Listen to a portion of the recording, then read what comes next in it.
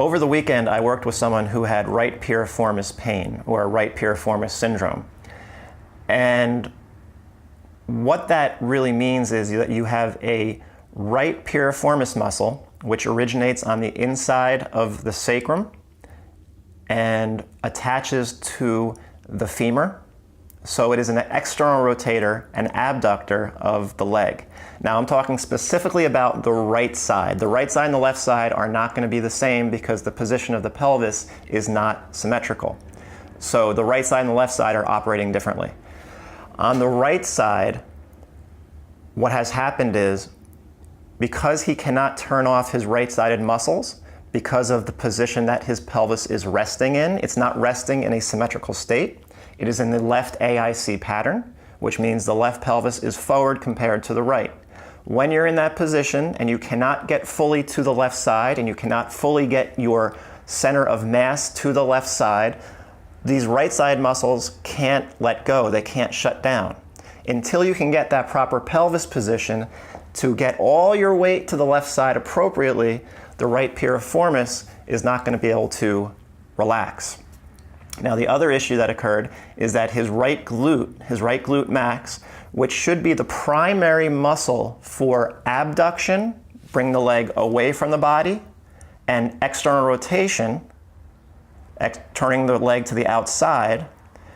This is my right arm. So if this is my right leg, the glute max should be the primary abductor and external rotator. And this occurs as we're walking. When that right glute max weakens because of the position that your pelvis is in, oftentimes the right piriformis, which does the exact same thing, but it's a much smaller muscle, it tries to help out. And it can. Well, it can, but it doesn't do it very well. And it ends up getting inflamed, overactive, and it can often press on the sciatic nerve because of the position that it's stuck in.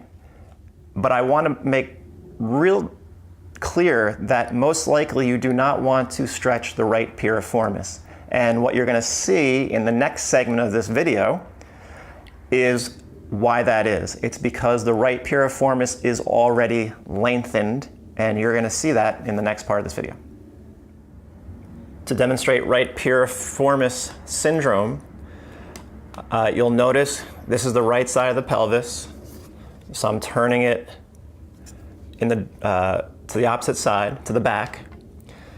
And you'll notice that actually the piriformis attaches on the inside of the sacrum, comes through the pelvis, and then attaches. I don't have legs on this model, unfortunately, but if this little lighter here is a leg, is a femur, it would be right here. So this piriformis would attach onto this femur. Okay, so just pretend that the femur is still here.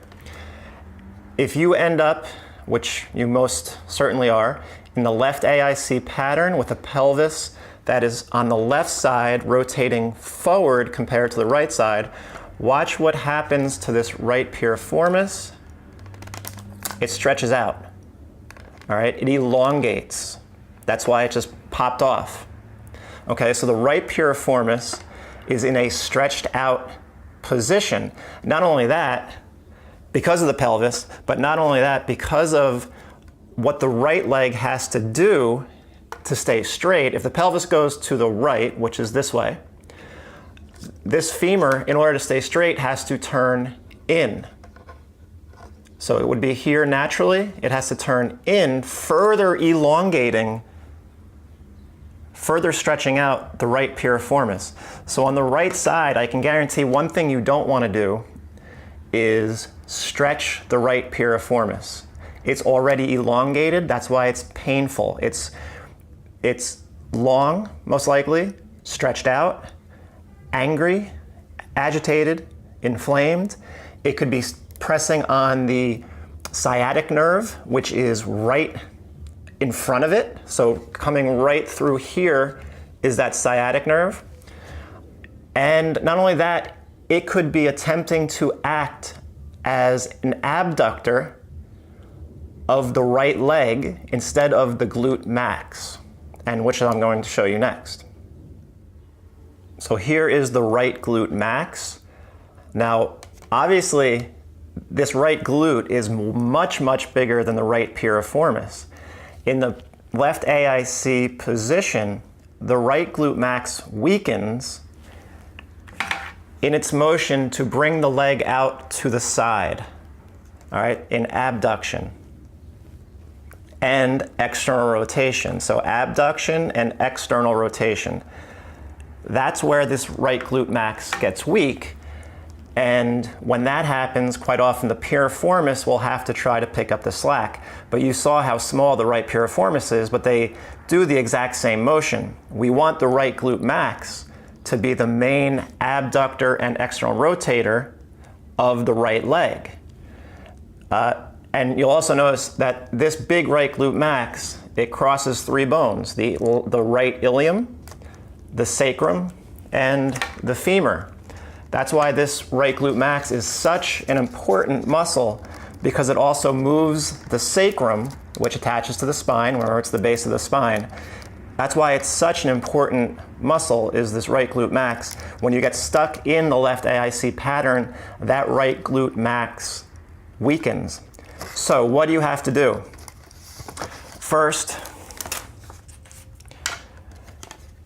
if the left side of the pelvis is rotated forward compared to the right, and everything is oriented to the right, we have to bring the left side of the pelvis back using left hamstring, one of those supine 90-90s with hip shift. So you have to position the left pelvis back into a symmetrical position.